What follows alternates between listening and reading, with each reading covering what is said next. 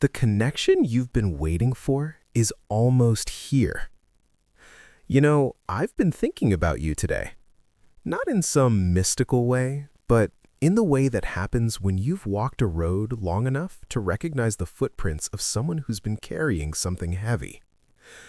And I want to tell you something that might not feel true right now, but I need you to hear it anyway. What you've been waiting for isn't lost. It's not delayed because you failed. It's not being withheld because you weren't good enough. Sometimes the most beautiful connections in our lives come to us only after we've learned to stop measuring our worth by their absence.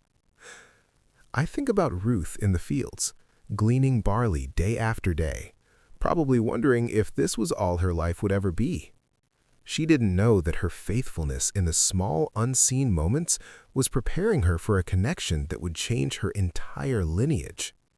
She just kept showing up. And that's what you've been doing, isn't it? Showing up even when it hurt, even when you felt invisible, even when every part of you wanted to give up and say it doesn't matter anymore. But here's what I've learned about the waiting seasons that nobody really talks about. They're not punishment. They're not God forgetting about you or the universe ignoring your prayers. The waiting is where you become the kind of person who can hold what's coming without breaking it or yourself. Because the truth is, the connection you've been longing for requires a version of you that can only be formed through this exact journey you've been on. I know that sounds like something people say to make waiting feel better, but stay with me. Think about how many times you've asked for something before you were ready to steward it well.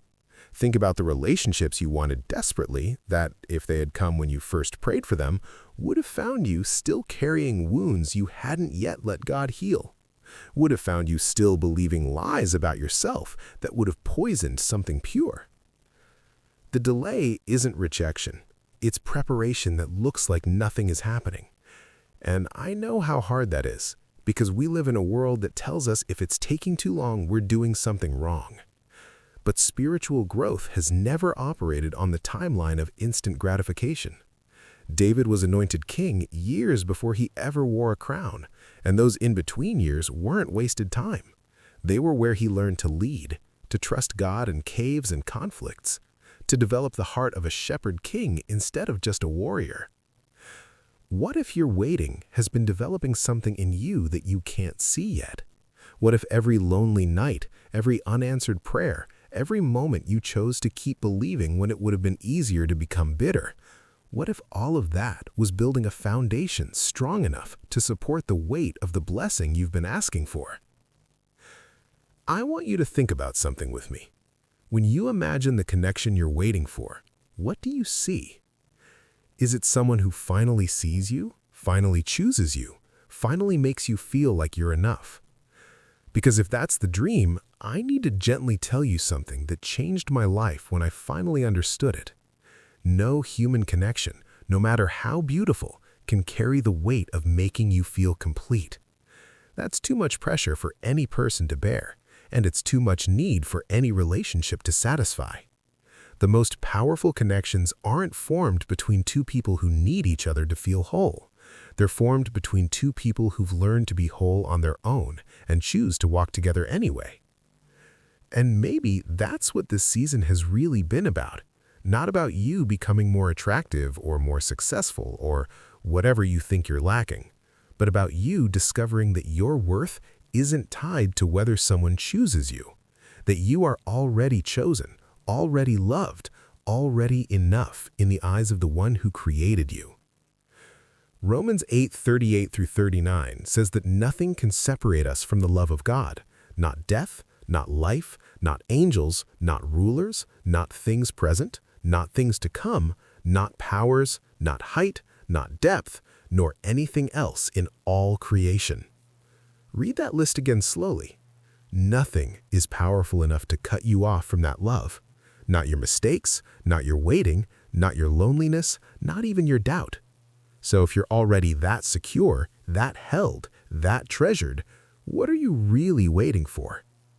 I think sometimes we're waiting for a person when what we actually need is permission to believe we're worthy of connection. We're waiting for validation when what we need is to validate ourselves through God's eyes. We're waiting for rescue when what we need is to realize we were never as lost as we thought. And when that shift happens inside you, when you stop waiting from a place of lack and start living from a place of fullness, everything changes. Not because the universe suddenly decides to reward you, but because you become a different kind of person, one who attracts different kinds of connections. You stop settling for crumbs because you've tasted the bread of life and you know the difference. You stop forcing relationships that require you to shrink because you've learned to honor the space you take up. You stop begging people to stay who were always meant to be temporary teachers, not permanent fixtures. Let me tell you about a shift I see happening in people right before the breakthrough comes. They stop talking about what they're waiting for and start talking about who they're becoming. They stop obsessing over timelines and start investing in their own growth. They stop checking their phone every 5 minutes and start checking in with their own heart. They stop performing for an audience of potential connections and start living authentically for an audience of one. And here's the mysterious part, the part that sounds like a cliché, but I've watched it happen too many times to deny it. When you stop chasing, when you stop forcing, when you stop white-knuckling your way to what you want, space opens up for something better than you imagined to find you. I'm not saying sit back and do nothing. I'm saying plant yourself firmly in the soil of your own worth and let your roots go deep. Water yourself with truth, not comparison. Feed yourself with purpose, not distraction. Prune away the dead branches of old patterns and expired relationships. And trust that the right connections will recognize the fruit you're bearing because they're looking for exactly what you have to offer. You know what Jesus said in Matthew 7:7? Ask and it will be given to you. Seek and you will find. Knock and the door will be opened. But notice the verbs are continuous. Keep asking, keep seeking, keep knocking. This isn't about one desperate prayer and then giving up when nothing changes overnight. This is about persistent faith that doesn't measure God's faithfulness by your current circumstances.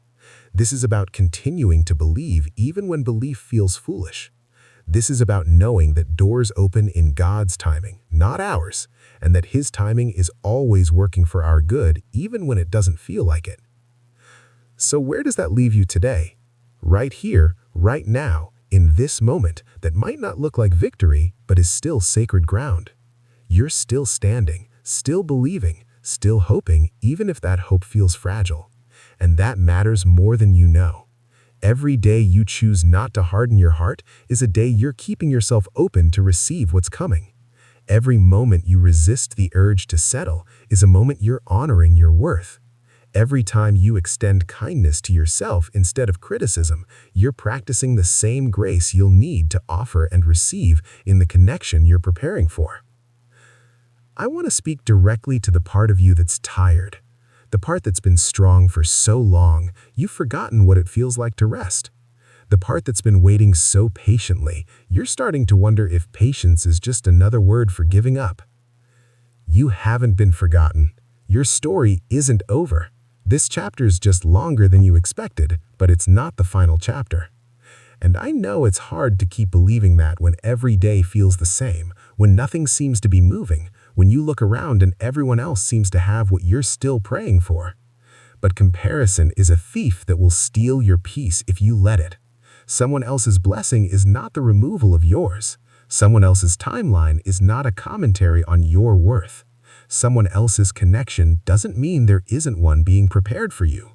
There's enough love to go around. There's enough blessing to reach everyone. And what's meant for you will find you, not because you earned it, but because grace doesn't operate on a merit system. I think about the years I spent believing I had to be perfect before I deserved connection, had to have everything figured out, had to present this polished version of myself, had to hide every struggle and pretend I had it all together. And you know what that attracted? Surface-level connections with people who were also hiding, also performing, also terrified of being seen. It wasn't until I got honest about my brokenness that I found people who could handle my wholeness. It wasn't until I stopped pretending I had all the answers that I met people who were asking the same questions. It wasn't until I brought my real self to the table that the right people pulled up a chair. So maybe what you're waiting for isn't a person who fits some ideal image. Maybe what you're waiting for is the courage to show up as you truly are and trust that that's exactly who someone is looking for. Not a filtered version, not a performance, not a carefully curated highlight reel. Just you, messy, healing, growing, imperfect, beautiful human you. Because here's what I believe with everything in me. The connection that's meant for you won't require you to be anyone other than who God created you to be. It won't ask you to dim your light or quiet your voice or make yourself smaller to make someone else comfortable. It won't punish you for having needs or boundaries or opinions. It will celebrate the journey you've been on, the scars you've collected, the wisdom you've earned. It will feel like coming home to yourself, not losing yourself. And if that's not what you've experienced,